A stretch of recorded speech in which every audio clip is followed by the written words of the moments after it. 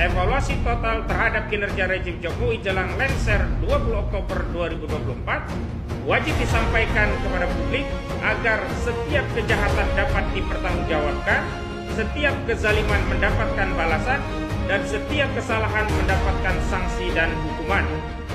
Saudara Joko Widodo tidak boleh lengser begitu saja dari jabatan dan meninggalkan masalah bagi bangsa dan rakyat tanpa mendapatkan sanksi dan pertanggungjawaban.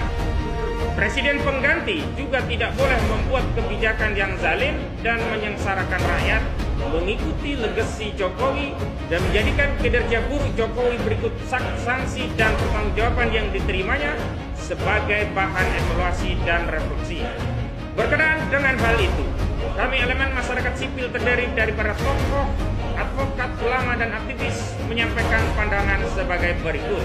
Pertama, sepanjang kepemimpinan rejim Jokowi selama kurun hampir 10 tahun sejak pertama kali dilantik tanggal 20 Oktober 2015 hingga jelang lengsernya per tanggal 20 Oktober 2024, telah banyak melakukan tindakan represif dan zalim terhadap para ulama, habaib, tokoh pergerakan, dan aktivis.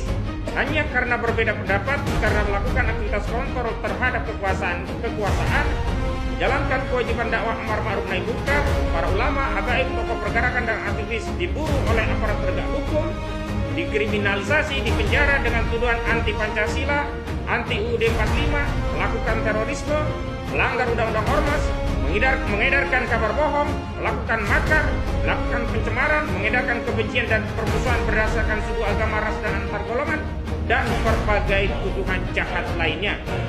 HTI dan FPI dibungkam dengan dalih anti Pancasila hanya karena mendakwakan khilafah dan menyantumkan khilafah dalam ADART-nya. Ustadz Farid Oqbah, Ustadz Ahmad Zain An-Najah, Ustadz Anung Al-Hamad ditangkap dan dipenjara dengan dalih melakukan terorisme. Pimpinan Khilafatul Muslimin Ustadz Abdul Qadir Baraja ditangkap dengan dalih melanggar Undang-Undang Ormas. Habib Rizik Sihab, Edi Mulyadi, Egy Sujana, Syahganda Nenggolan, Jumhur Hidayat, Ali Baharsa, Rocky Gerung, Roy Suryo, Gus Dur, Bambang Tri, Ustadz Heru Elyasa, Despiano Wardani dikriminalisasi dengan dalih menyebarkan kabar bohong, mengedarkan kebencian dan permusuhan berdasarkan SARA.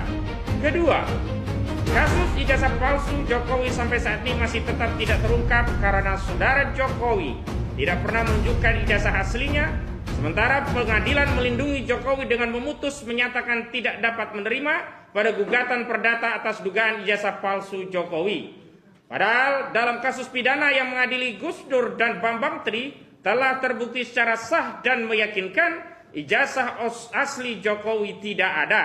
Putusan kabar bohong ijazah palsu Jokowi yang memvonis Gus Dur dan Bambang Tri 6 tahun penjara di Pengadilan Negeri Surakarta juga dibatalkan oleh Pengadilan Tinggi Semarang yang dikuatkan oleh Mahkamah Agung.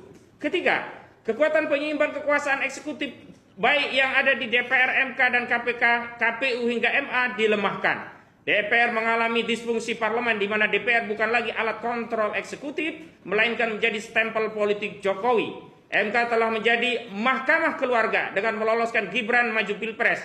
KPK menjadi alat politik untuk menggebuk lawan politik Jokowi.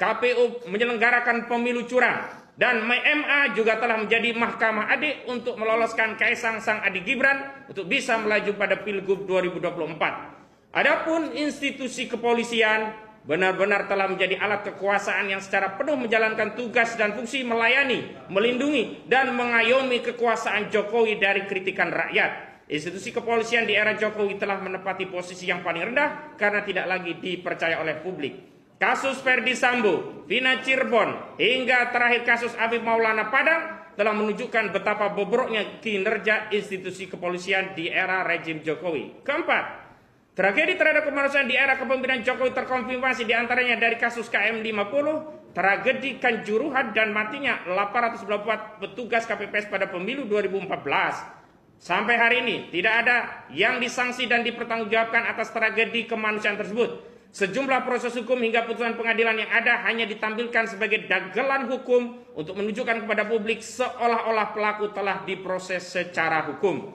Kelima, banyaknya kebohongan dan pengkhianatan di era rejim Jokowi dimulai soal kebohongan mobil SMK hingga pengkhianatan pengelolaan SDA yang hanya menguntungkan oligarki asing dan asing.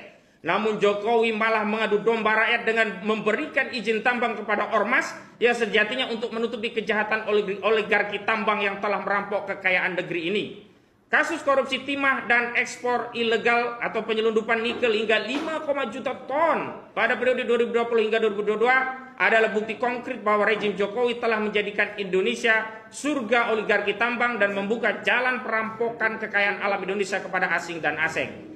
Berdasarkan kesimpulan atas fakta-fakta sebagaimana tersebut di atas, kami menyampaikan rekomendasi sebagai berikut. Pertama, tuntut dan adili serta seret saudara Jokowi ke muka hukum pasca lengser dari jabatannya sebagai presiden atas berbagai pelanggaran hukum dan konstitusi sepanjang kepemimpinannya 2 periode, agar menjadi perhatian bahwa setiap kejahatan ada sanksinya, setiap kezaliman ada balasannya, dan agar siapapun yang memegang urusan kekuasaan wajib menepati janji dan amanah atas kekuasaan yang diembannya. Kedua, hentikan segala bentuk represi dan kezaliman berdalih anti Pancasila, anti UUD 45, melakukan terorisme, melanggar undang-undang ormas, mengedarkan kabar bohong, melakukan makar, melakukan pencemaran, mengedarkan kebencian dan bermusuhan berdasarkan sara, dan berbagai dalih dan tuduhan jahat lainnya. Ketiga, menyeru kepada segenap elemen anak bangsa untuk bersinergi membangun negeri agar negeri ini menjadi negeri yang baldatun thayyibatun warabun ghafur, negeri yang diberkahi karena ketaatan dan ketakwaan kepada Allah Subhanahu wa taala. Jakarta, 15 Juli 2024.